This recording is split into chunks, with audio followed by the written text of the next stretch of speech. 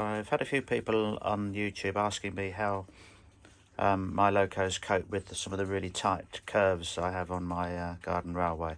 Some of my curves are right the way down to about 20-foot radius.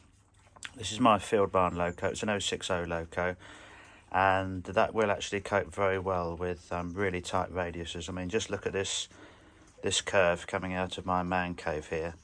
Now the field barn will get round that really easily. And this is my class 08 loco. Now this one will go around a 20-foot radius, but it does struggle a little bit. The centre wheels actually have flanges on, which doesn't really help, whereas the field barn is completely flangeless on the centre wheels. You can see there that the centre wheel is flangeless, which really helps this loco cope with really tight bends. And this is my Mark 1 coach. It's actually 8 foot long.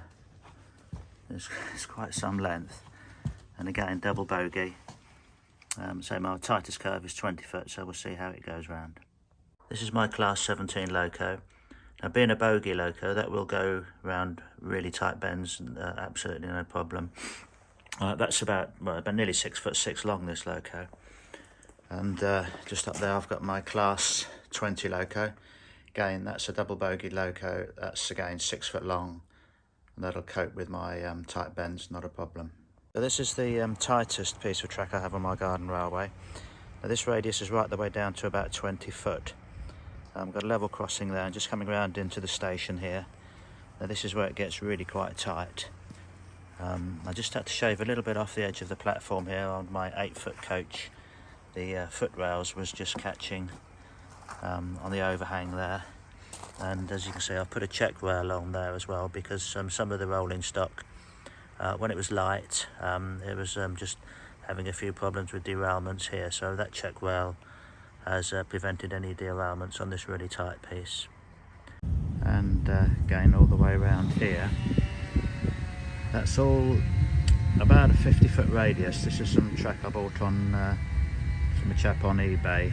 It was just one complete loop already built, so I just put that down, and that's about a 50-foot radius. And that track is all joined to standard PNP aluminium track. I bought a bending machine and I've bent all this track myself, and it's just normal PNP from Paul Newman Plastics. And I'll show you how I assembled all that a bit later. I would just like to show you the railway track system that I use. This is a 16mm aluminium track from a company called PNP Railways, or Paul Newman Plastics, a UK company. 16mm aluminium track. It's ever so easy to bend. I just bought this bending machine also from the same company. I think Maidstone Engineering also sell one. And basically that clamps into a vise. You feed your track through there, and you can tighten this up here, and that brings these two wheels closer to that one. Wind your track through to get the desired bend. If you overbend it, doesn't really matter. You can just put the track in the other way around and unbend it a bit. So that's basically the unit that I bought to bend all my track. This is a little piece of spare made up track that I made. These are the plastic sleepers. The hollow at the bottom, so the gravel and what have you sort of goes in there, so it makes them pretty solid. They come all pre-drilled, and they come with these little chairs here. Now to get they're already gauged, so they're dead easy to gauge. Now if you look carefully on the bottom of these here, there's two little arrows. I don't know if you can just quite see that. You got two little arrows on there. Yeah, I think you just about see that. So if you turn it that way, just get that right. Yeah, so if you turn it to the two little arrows are pointing inwards in towards the track, that gives you exactly, put that one in, 7¼ inch.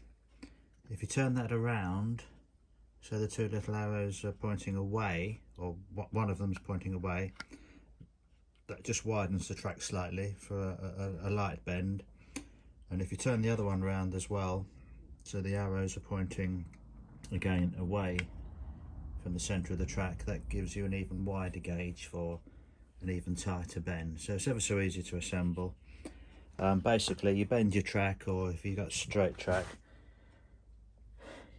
you put all these chairs onto the track. They just slide on. It says, yeah, they just slide on, and then you lay these down, and then there's just screws go straight into there, and it's all done. So ever so easy to assemble, and this is all from a company called PNP.